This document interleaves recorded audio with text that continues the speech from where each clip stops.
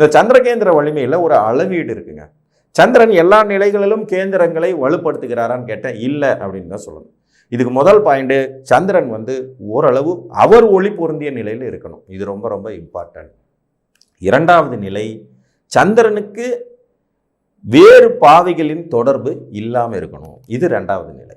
புரியுதுங்களா? சந்திரனோடு சேர்ந்து கூடவே ராகு, கேது, சூரியன் ரொம்ப க்ளோஸாக இருக்கிறது, சனி ரொம்ப க்ளோஸாக சந்திரனோடு சேர்ந்து இருக்கும்போது அவரே ஒளி இழந்த நிலையில், டெஸ்டப்பான நிலையில் இருப்பாருங்கிறதுனால இங்கே கேந்திரத்தில் 1, 4, 7, 10 என்கின்ற விதியில் 1ஆம் இடத்தை ஒதுக்கி வச்சிடணும். 4, 7, 10ஆம் இடங்கள் மட்டுமே சந்திரனுடைய கேந்திரத்தில் பவர் ஆகும் அப்படிங்கிறத நீங்கள் மனசில் எடுத்துக்கணும். இதுலேயும் இன்னொரு சூட்சமம், 7ஆம் இடத்துல ஒரு கிரகம் இருக்கும்போது ஆட்டோமேட்டிக்காக அது சந்திரனை திருப்பி பார்க்கும். சந்திரன் அவரை பார்ப்பாரு, சந்திரனை இவர் திரும்பி பார்ப்பாருங்கிற போது இங்கே ஒளி கலவைங்கிறது சற்று மாசுபடும் தன்மை, உட்கார்ந்து இருக்கிற கிரகத்தை பொறுத்து இதனுடைய தன்மை மாறுபடும்.